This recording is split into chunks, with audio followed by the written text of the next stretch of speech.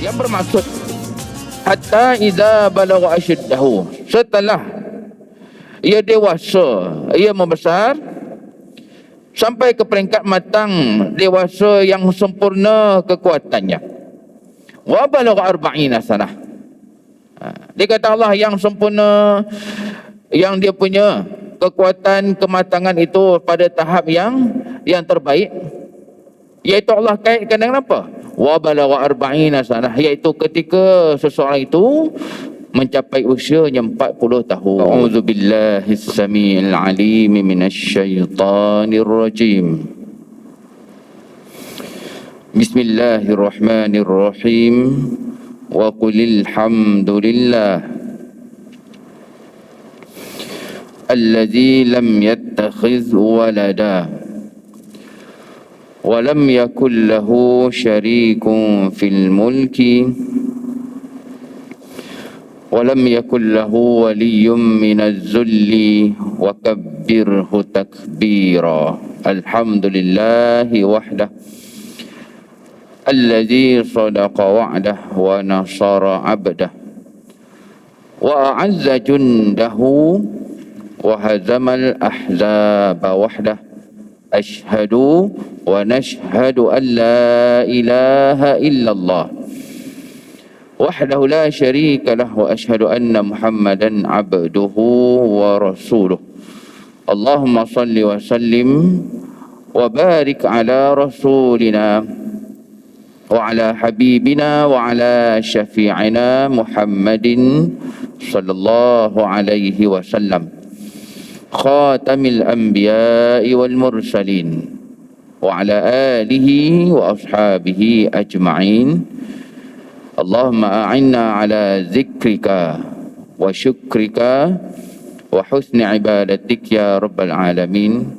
Assalamualaikum warahmatullahi wabarakatuh. Alhamdulillah.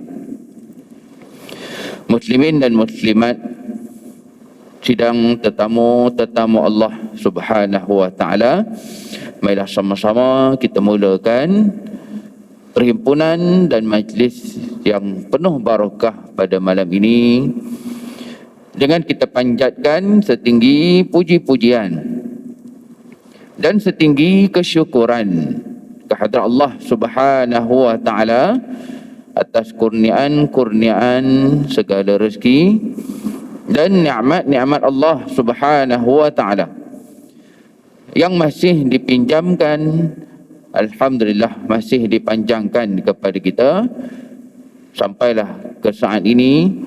Sekali lagi diberikan kesempatan, diberikan peluang oleh Allah Ta'ala untuk terus dapat kita istiqamah, berada di tempat yang terbaik, juga di dalam majlis yang terbaik, dalam keadaan kita baru selesai melaksanakan ibadah yang terbaik, iaitu salat fardu secara berjemaah. Dan sama-samalah tuan-tuan sekalian, kita sempurnakan pahala dan ganjaran daripada Allah pada malam ini dengan kita berniat iktikaf. Mudah-mudahan niat iktikaf itu menjadikan duduk ini juga adalah duduk yang berpahala. Bukan sekadar pahala-pahala daripada amalan yang lain, ni duduk ni pun mudah-mudahan ada ganjarannya daripada Allah SWT, insya-Allah. Alhamdulillah, muslimin muslimat rahmakumullah, kita direzekikan Allah dapat bertemu sekali lagi setelah lama sungguh. Saya pun tak ingat dah bila kali terakhir kita bertemu atas sebab wabak COVID yang masih lagi berleluasa di luar sana. Dan alhamdulillah atas apa yang sama-sama kita ikhtiarkan, pematuhan kepada SOP, pematuhan kepada apa yang telah ditetapkan, termasuk ikhtiar kita mengambil vaksin dan sebagainya. Alhamdulillah diberikan semula kelonggaran kepada kita untuk kembali memakmurkan rumah-rumah Allah Ta'ala. Yang kebetulannya pula, tuan-tuan sekalian, kita bertemu pada kali pertama pada malam ini, pada bulan Rabiul Awal, bulan yang sinonim dengan sirah Rasulullah SAW, yang dikaitkan dengan keputeraan baginda. Dan insya-Allah malam ini, tuan-tuan sekalian, yang sama-sama kita nak bincangkan, kita ambil iktibar adalah tentang diri kita.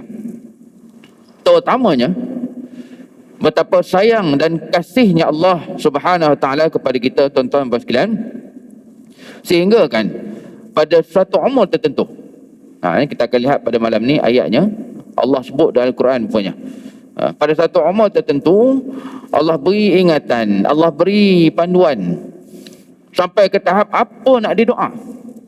Tuan-tuan akan lihat dalam ayat ini betapa banyaknya Rabbana. Kita tahu kan, walaupun mungkin tak mahir sangat bahasa Arab, tapi Rabbana ni kita fahamlah. Rabbana tu apa? Doa. Di dalam doa ni, ayat ini bahkan Allah ajar kita beberapa doa yang dikaitkan dengan satu umur tertentu, iaitu betapa pentingnya usia 40 tahun. Jadi tuan-tuan dan sekalian, mudah-mudahan lepas kita kuliah malam ni, kau dapat lagi apa-apa sebaran orang forward dekat WhatsApp, nampak dekat Facebook dan sebagainya. Kononnya 40 tahun itu macam mula balik, 40 tahun tu macam baru nak, orang kata nak jadi balik. Yang mana kononnya orang putih katalah, pepatah barat katalah. Jadi tuan-tuan sekalian, hakikatnya 40 tahun itu usia yang penting sebenarnya disebutkan sendiri oleh Allah Subhanahu Wa Taala. Jadi panduan kita malam ini iaitu apa yang dirakamkan Allah Taala dalam surah Al-Ahqaf, juzuk yang ke-26 ayat yang ke-15. Boleh tengok sama-sama tuan-tuan dalam handphone kita pun ada Quran dah. Ataupun kalau Quran yang biasa tu pada muka surat 504. Dia memang standard. Kalau yang biasa punya Quran dan tak kira cetakan mana pun, terbitan negara mana pun, muka surat tu sama. Di muka surat 504 ataupun ayat 15 surah Al-Ahqaf juzuk yang ke-26. Panjang ayatnya. Dan kemungkinan tak sempat pun kita nak bincang semua, walaupun saya ambil daripada pertengahan.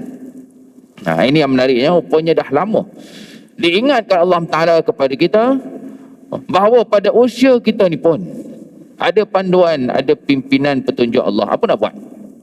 Sampai apa nak minta, apa nak doa, apa nak ada, diajarkan Allah Ta'ala kepada kita. Muslimin muslimat rahmatullah.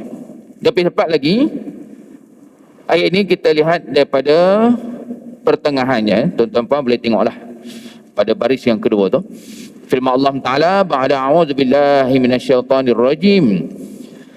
Bismillahirrahmanirrahim. Hatta idza balagha ashuddahu wa balagha 40 sanatan qala Rabbi auzi'ni an ashkura ni'mataka allati an'amta alayya wa ala walidayya wa an a'mala salihan tardahu wa aslih li fi zurriyyati inni tubtu ilaika wa inni minal muslimin. Surahul Azim. Muslimin muslimat rahmakumullah. Kalau kita ambil daripada permulaan ayat ni, maka lebih panjang lagi lah. Yang mana permulaan ayat ni Allah cerita daripada kita di usia bayi. Kita di usia bayi itu pun ada ceritanya. Baik. Jadi pada firman Allah tadi, tuan-tuan sekalian, kalau lihat pada terjemahan ataupun lihat pada alih bahasanya, dia bermula daripada firman Allah Subhanahu Wa Taala yang bermaksud hatta idza balagha ashuddahu, setelah ia dewasa, ia membesar sampai ke peringkat matang dewasa yang sempurna kekuatannya. Wa balagha 40 sanah. Dia kata Allah yang sempurna, yang dia punya kekuatan kematangan itu pada tahap yang terbaik, iaitu Allah kaitkan dengan apa? Wa balagha 40 sanah, iaitu ketika seseorang itu mencapai usianya 40 tahun. Muslimin muslimat sekalian, kita lihat bahagian ini dulu. Kerana ayat ni sangat banyak pengajaran dan panduannya daripada Allah Ta'ala, yang saya boleh katakan untuk sebahagian besar kita lah. Ustaz, saya belum 40 lagi Ustaz, CP-CP lagi. Jadi kalau ada yang hadir malam ni belum 40 pun tak ada masalah. Ini ayat memang untuk kita. Apatah lagi zaman sekarang ni tuan-tuan sekalian, kita boleh katakan betul-betul lah ajal itu adalah rezeki Allah. Banyak dah kita tengok orang yang belum sampai 40 dah jalan dah. Orang yang mak ayahnya sihat lagi, anak dah pergi dulu. Jadi memang untuk kita semua, biarlah walaupun belum mencapai usia 40 tahun. Jadi kalau yang dah sampai, yang dah lebih tu, maka ambillah peringatan ini. Kerana ia bukan daripada alim ulama, bukan daripada tuan guru, bukan daripada maulana ataupun syekh, tapi ini adalah peringatan daripada Tuhan kita, iaitu Allah Subhanahu Wa Taala. Baik, bahagian yang pertama ini tuan-tuan, kita lihat beberapa pengajaran. Iaitu kalau tuan-tuan lihat pada perkataan asyuddahu, kata Allah hatta iza balagha asyuddahu, hinggalah setelah seseorang itu mencapai kedewasaannya. Mungkin macam-macam terjemahan yang ada tu. Mungkin ada yang terjemah kesempurnaan, kematangan, kedewasaan dan sebagainya. Dalam tafsir pun sama juga. Kalau tuan-tuan lihat dalam tafsir Ibn Katsir, tafsir Al-Qurtubi, ataupun tafsir-tafsir moden ni, macam-macam dia punya furaian. Tapi kita simpulkan asyuddahu ini merujuk kepada sempurna, baik akal fikiran, baik kematangan, baik kedewasaan, bahkan kehidupan pun. Ini kalau kita betul-betul dan kita tengok sebelum Covid dululah. Sekenjak dah Covid ni tak berlakai dah. Sejak dah Covid ni banyak je orang-orang yang stabil, jatuh status dia, mereka-mereka yang kerja tetap diberhentikan kerja. Ini kita ambil iktibar sebelum Covid dulu. Tuan-tuan, boleh kita katakan secara umur yang 40 ini adalah usia seseorang itu dah mencapai kestabilan. Kalau ada anak pun kebiasaannya umur 40 ni, anak tu dah tengah umur membesar. Yang sulung tu dah boleh harap lah. Ataupun yang sulung tu biasanya dah sekolah menengah. Kalau mak bapaknya dah umur 40. Jadi begitulah juga.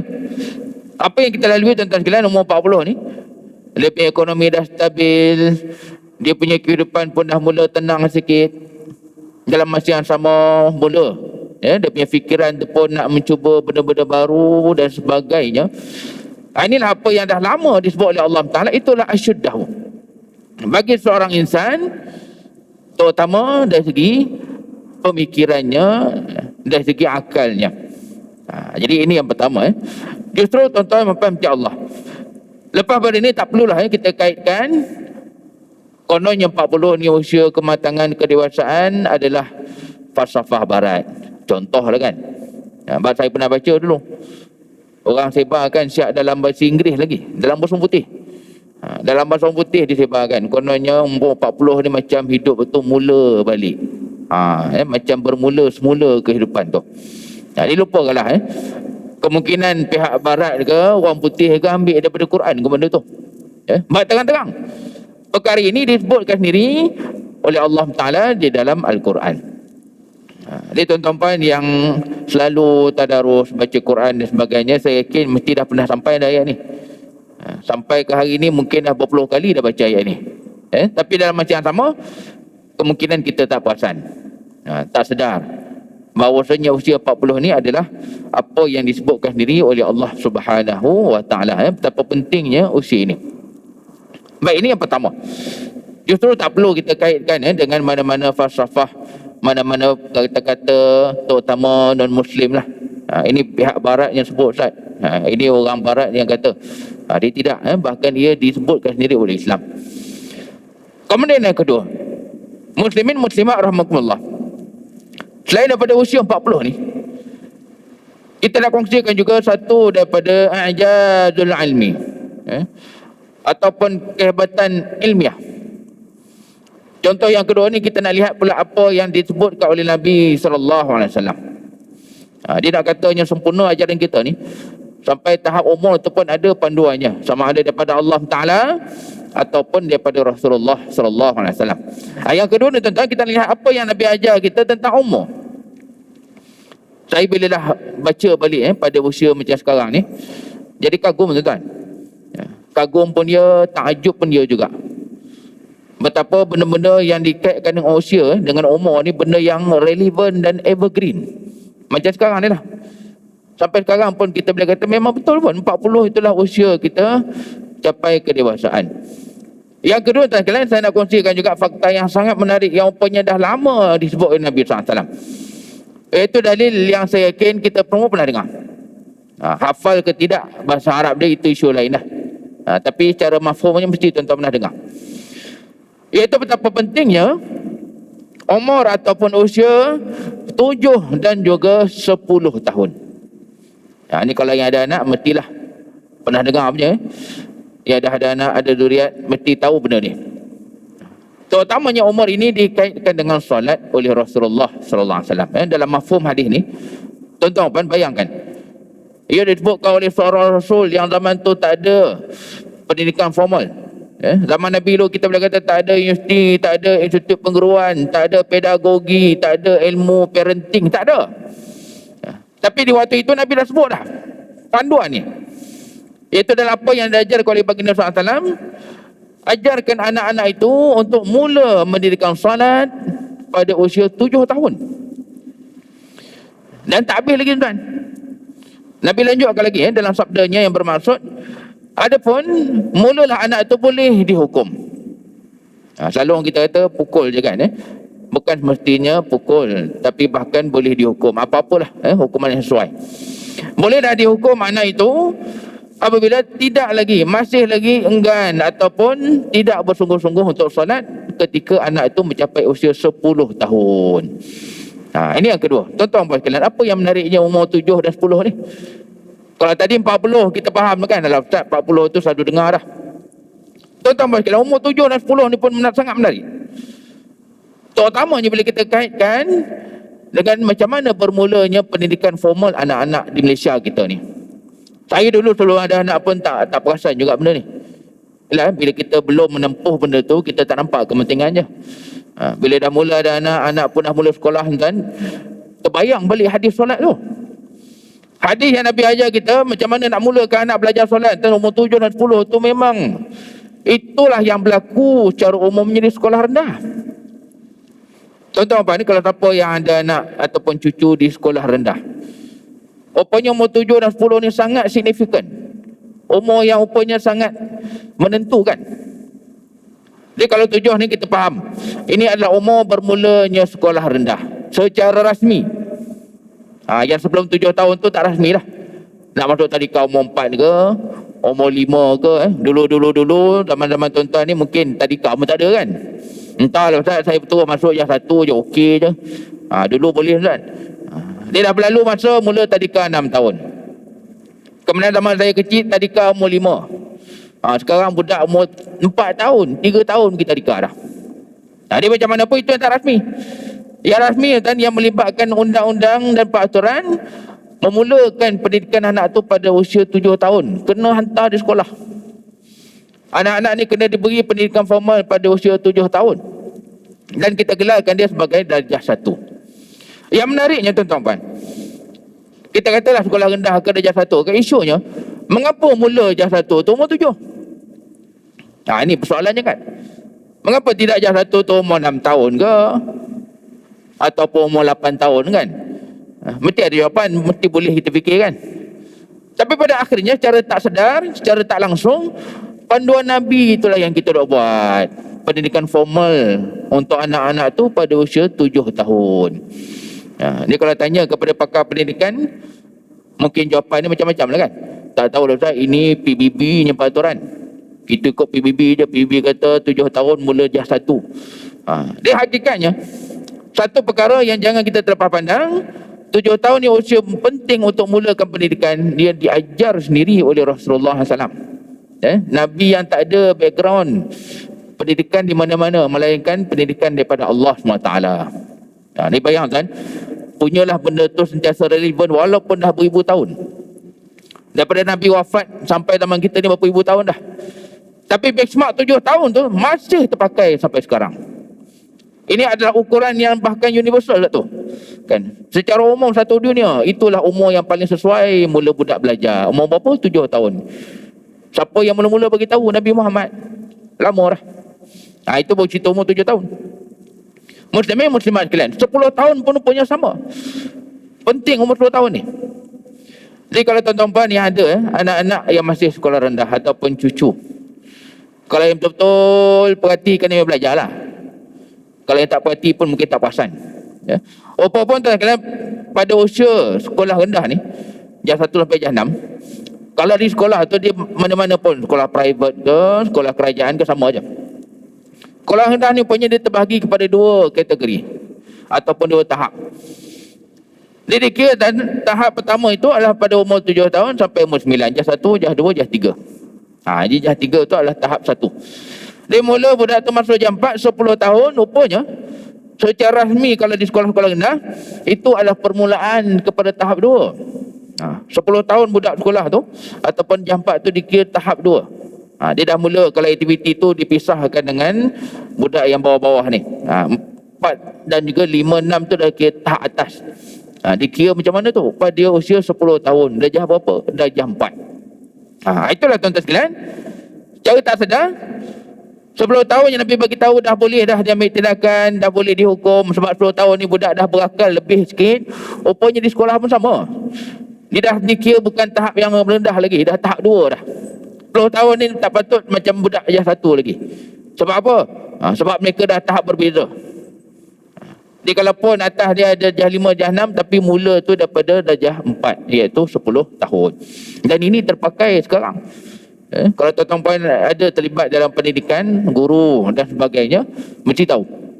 Tahap 2 kalau sekolah rendah mula daripada umur 10 tahun. Dan 10 tahun ni bayangkan dah disebut oleh Nabi SAW lama. Sebelum ada je universiti pun. Sebelum adanya sekolah secara rasmi pun dah ditunjuk ajar oleh Rasulullah SAW. Jadi tuan-tuan puan, ini yang kedua. Betapa hebatnya apa yang diajarkan oleh Allah Ta'ala dan Nabi SAW secara menyeluruh, sempurna. Sampaikan tahap umur, tahap usia kita ni pun ada panduannya daripada Allah dan Rasul SAW. Jadi kalau mungkin kita tak rasa apa, kita rasa biasa je, itu mungkin sebab kita tak berapa nak mendalami, kita tak berapa nak perhatikan. Dia balik kepada perbahasan kita malam ni tuan-tuan puan, ini memang untuk kita semua. Kerana kita ni lah yang dah sampai umur 40 ni. Apatah lagi tuan-tuan puan, panduan yang Allah beri ni panduan yang sangat detail dan teliti. Sampai beramal pun Allah ada ajar kita. Beramal yang macam mana. Kamu bila dah umur 40 tahun, beramal yang macam mana sepatutnya. Baik. Kita lihat bahagian yang seterusnya, ayat 15 ni. Di bahagian pertama tadi tuan-tuan puan boleh lihat lebih lanjut lah. Boleh tengok dalam tafsir, boleh rujuk sendirilah di rumah.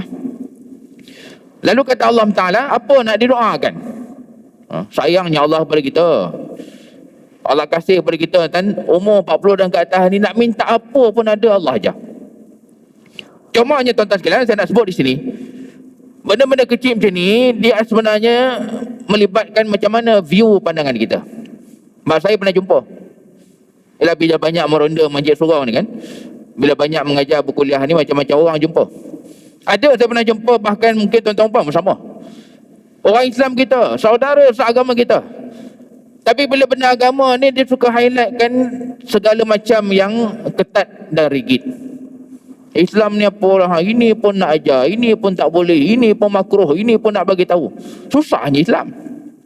Dia tuan-tuan hati-hati mudah-mudahan saya doakan kita yang hari ini tak adalah macam itu.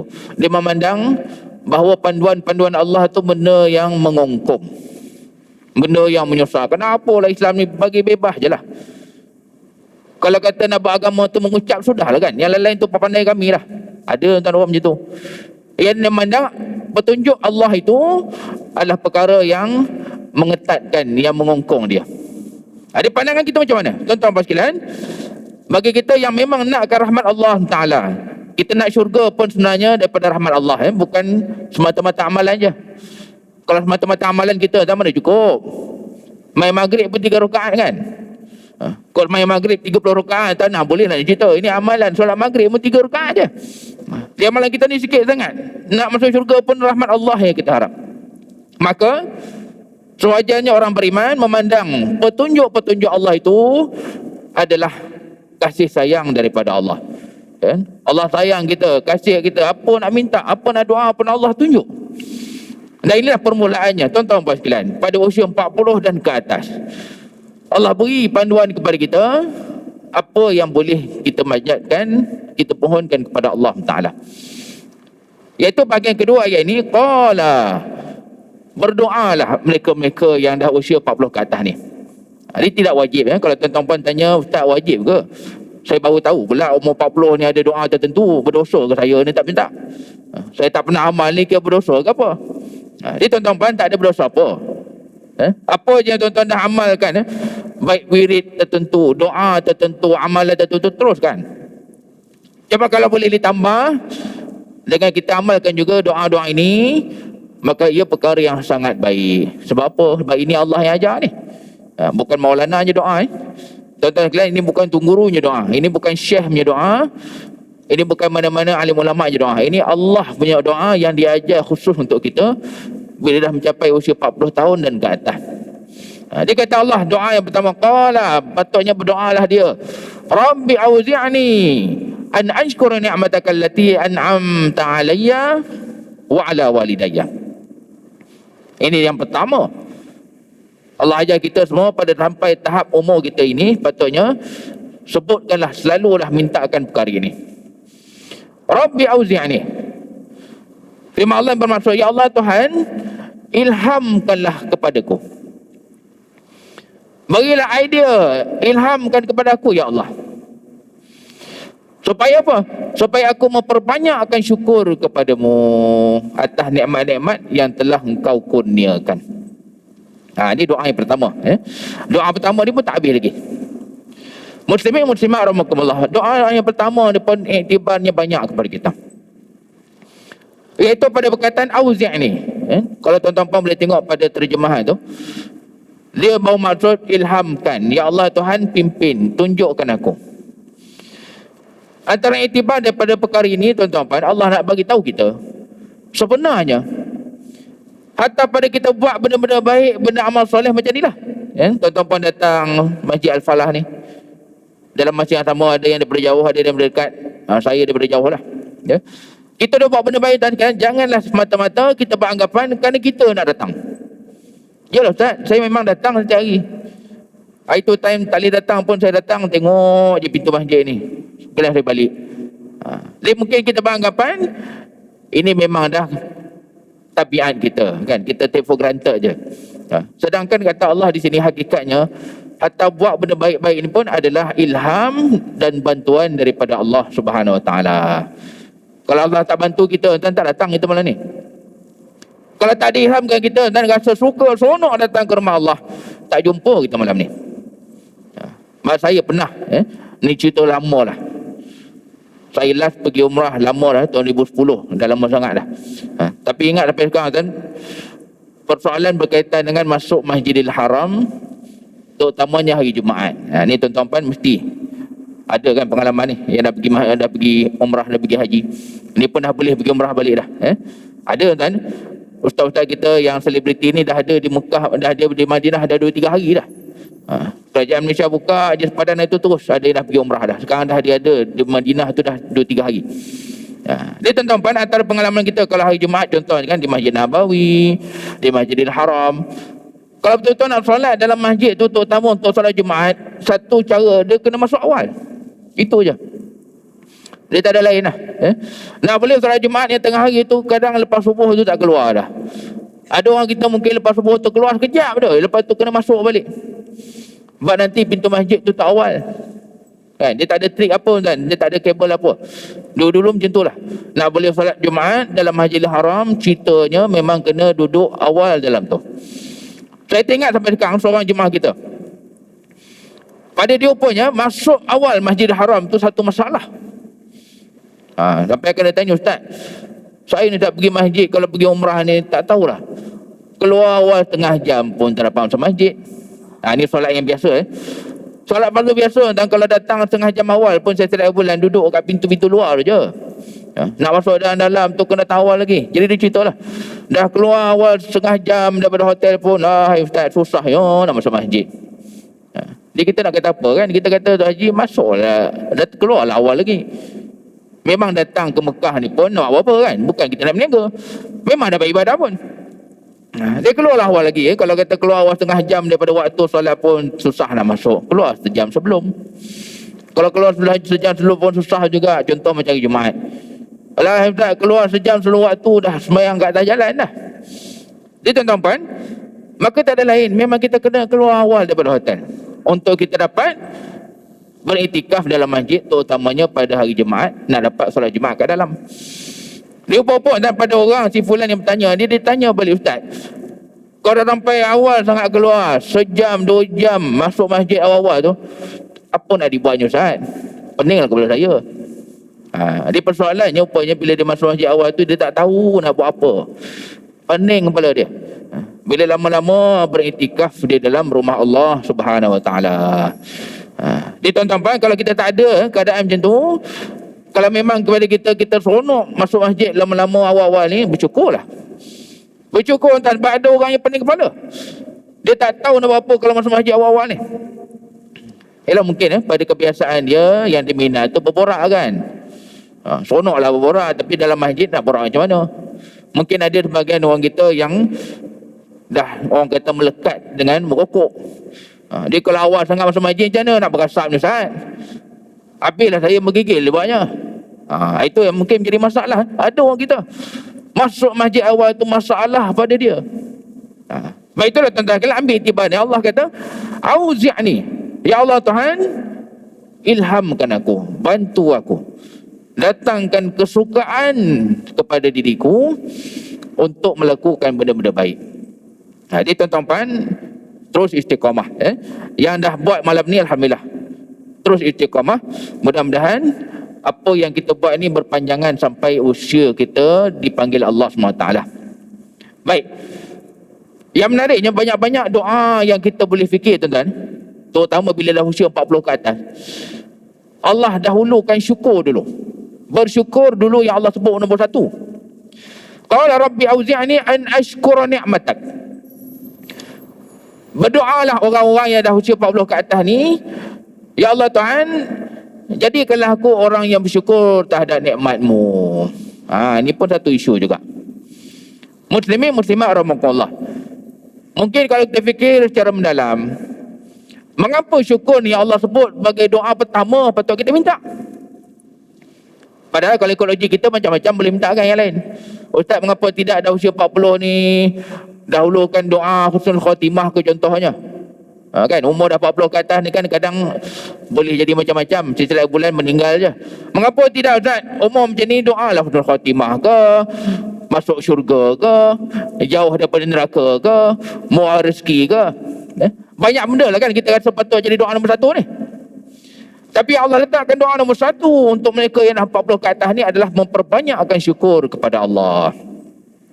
Jadi dalam tafsir kan ulama sebut panjang lebar.